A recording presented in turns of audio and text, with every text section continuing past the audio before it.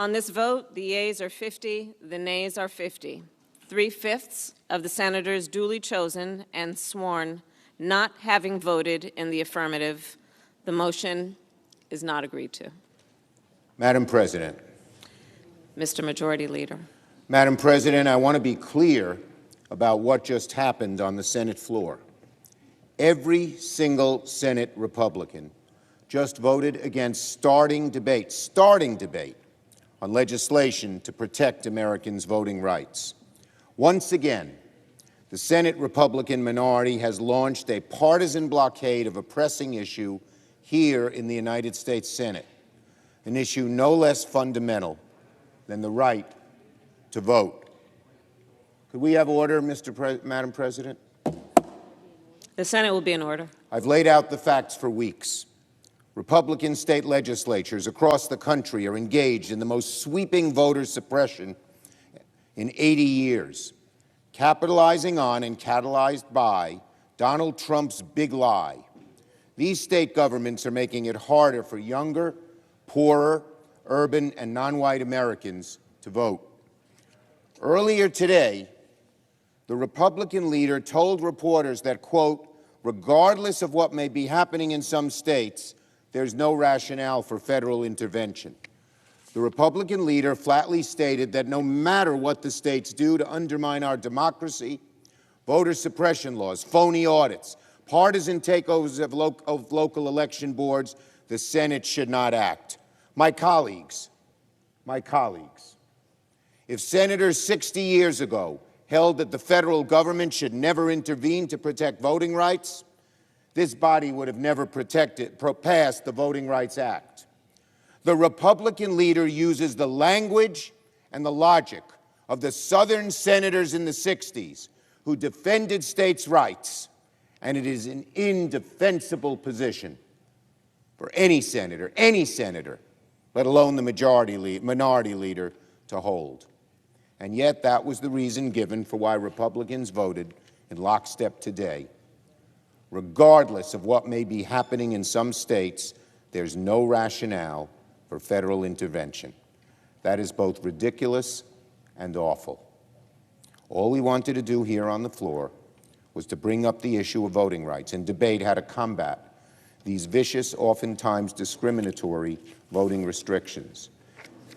And today, every single Democratic senator stood together in the fight to protect the right to vote in America. The Democratic Party in the Senate will always stand united to defend our democracy. I spoke with President Biden earlier this afternoon as well. He has been unshakable in his support of S1, and I want to thank the President and the Vice President for their efforts. But regrettably, our efforts were met by the unanimous opposition of the Senate minority. Once again, Senate Republicans have signed their names in the ledger of history alongside Donald Trump, the big lie, and voter suppression, to their enduring disgrace. This vote, I'm ashamed to say, is further evidence that voter suppression has become part of the official platform of the Republican Party. Now, Republican senators may have prevented us from having a debate on voting rights today, but I want to be very clear about one thing. The fight to protect voting rights is not over, by no means. In the fight for voting rights, this vote was the starting gun, not the finish line. Let me say that again. In the fight for voting rights, this vote was the starting gun, not the finish line. As many have noted, including my friend, Senator Warnock, this morning, when John Lewis was about to cross that bridge in Selma, he didn't know what waited for him on the other side. He didn't know how long his march would be, and his ultimate success was never guaranteed. But he started down that bridge anyway. Today, Democrats started our march to defend the voting rights of all Americans.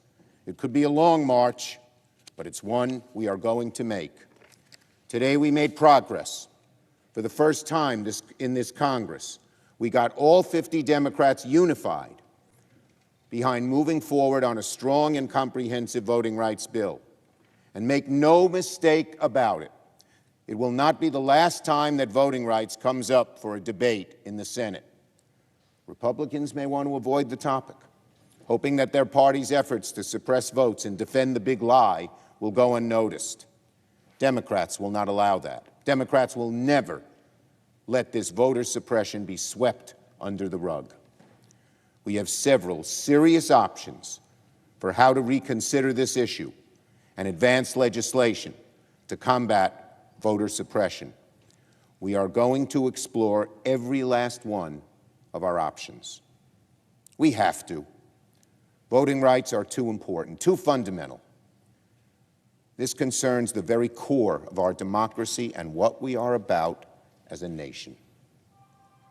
So we will not let it go. We will not let it die.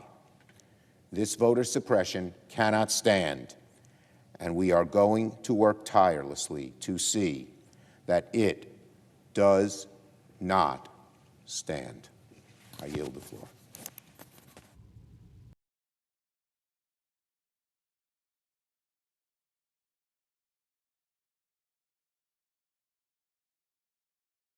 Thanks for watching Bloomberg Quick Take Now. Subscribe to our channel to see the biggest stories the moment they happen from around the world. And tune in to our 24/7 live stream for global news coverage, interviews, deep dive shows, and documentaries on the stories you care about most.